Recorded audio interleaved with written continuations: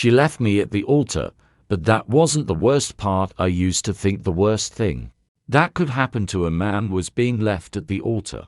I was wrong. The worst thing isn't being left. It's discovering that the person you were ready to spend your life with never truly existed in the first place. The way we met, I met Lily on a Tuesday afternoon. Not at a party. Not through friends. Not on a dating app. She rear-ended my car.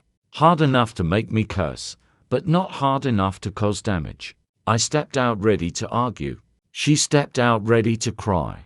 "I'm so sorry," she said, hands shaking. "I just got distracted." She looked terrified, like her whole world depended on whether I yelled at her or not. And instead of yelling, I laughed. "It's just a bumper," I said. "I promise you, it's not the end of civilization." That was the first time she smiled at me, soft, relieved, grateful, and something about that smile felt like home. Falling fast, we exchanged numbers for insurance reasons, but we both knew it wasn't just about insurance. Our first date lasted 6 hours.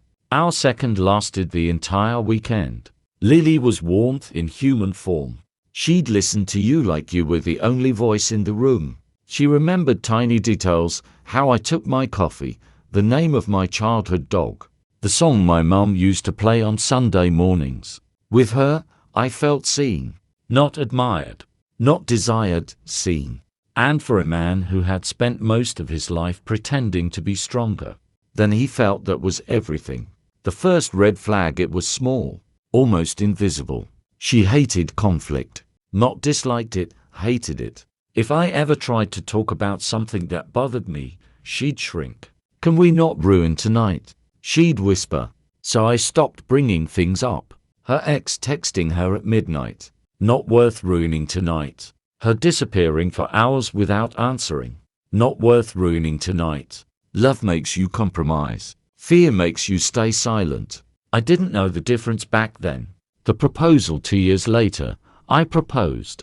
Not because I felt pressure. Not because of expectations. But because I couldn't imagine a future without her in it. I chose a quiet beach at sunset. She cried before I even got on one knee. "Yes," she said before I asked. I thought that meant certainty. I didn't realize it could also mean fear of losing something safe. The distance 3 months before the wedding, something shifted. She wasn't distant physically. She still kissed me goodbye, still held my hand. But emotionally, it felt like talking through glass. Her laughter sounded rehearsed. Her smiles faded quicker. When I asked if she was okay, she'd say, "I'm just stressed about the wedding."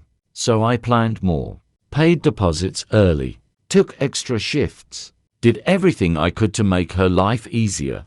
Because that's what love does, right? It fixes, it provides, it protects. But sometimes the thing you're protecting is already gone.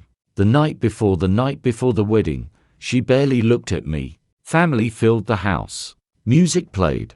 Everyone was celebrating. And she was quiet. "You okay?" I asked. She forced a smile. "Of course. I'm just overwhelmed." I kissed her forehead. "I'll see you tomorrow." She hugged me tighter than usual. I thought it was nerves. It wasn't. It was goodbye. The altar, I stood there in front of 120 people. Friends. Family. My mother crying already. The music started. Everyone stood. But Lily never walked down the aisle. Whispers started. Her bridesmaid ran to the back room, then came back alone. "She's not here." At first, I laughed, because that's what your brain does when reality is too big to process. "She's just nervous." But she wasn't nervous. She was gone. Phone off. Dress missing. Car missing. So was the engagement ring. The truth, 3 days later, she called. 3 days of humiliation. 3 days of explaining to guests. 3 days of my father avoiding eye contact because he didn't know how to comfort me. When I answered, my hands were shaking. "I'm sorry," she said immediately. "Where are you safe?" Safe. That word felt like a knife. "I couldn't do it," she whispered. "Couldn't do what?" "Marry you." "Why?" Silence. Then, "Because I don't know who I am." I waited for more. There wasn't any. The real reason months passed. I tried to rebuild. Therapy, gym work. Pretending I was fine. Then I saw her. At a grocery store. She looked lighter. Not happier. Just lighter. And she wasn't alone. She was with her ex. The one who used to text her at midnight. The one I chose not to question. Our eyes met. And in that moment, I understood everything. She didn't leave because she didn't know who she was. She left because she knew exactly who she still loved.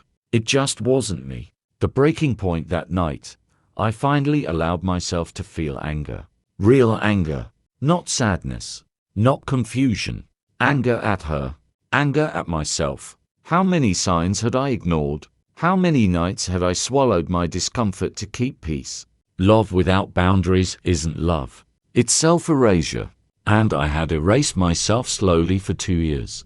1 year later, exactly 1 year after the wedding that never was, I went back to that beach where I proposed. Not for nostalgia. For closure. I stood there, listening to the waves, remembering the man I was.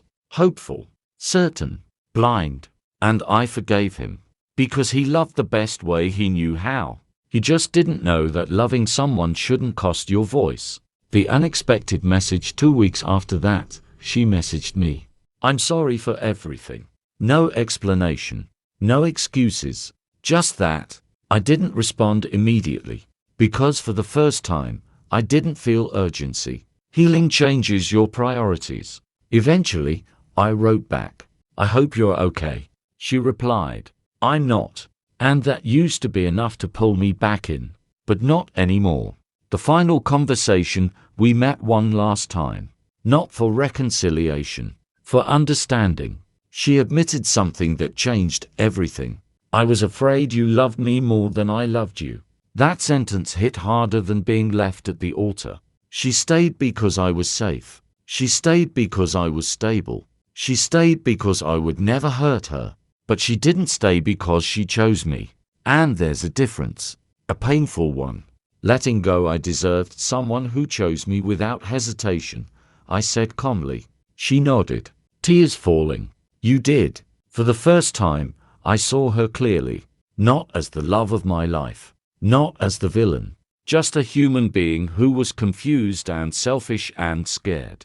And I realized something powerful. Sometimes people don't break you because they're cruel. They break you because they're unfinished. The lesson, if you're listening to this and you're loving someone who avoids hard conversations, if you're shrinking yourself to keep peace, if you're ignoring the late-night texts, the emotional distance, the subtle signs, ask yourself, are you being chosen, or are you just convenient? Because love shouldn't feel like walking on glass. It shouldn't require silence to survive. And it definitely shouldn't leave you questioning your worth. The twist: 2 years later, I met someone else. Her name was Emma. And on our third date, she said something Lily never could. If something bothers you, tell me. I'd rather be uncomfortable for 10 minutes and lose you forever. That's when I knew. Real love isn't dramatic. It isn't chaotic. It isn't a constant guessing game. Real love is calm, steady, mutual. The ending, Lily leaving me at the altar, wasn't the worst part. The worst part was realizing I had abandoned myself long before she did.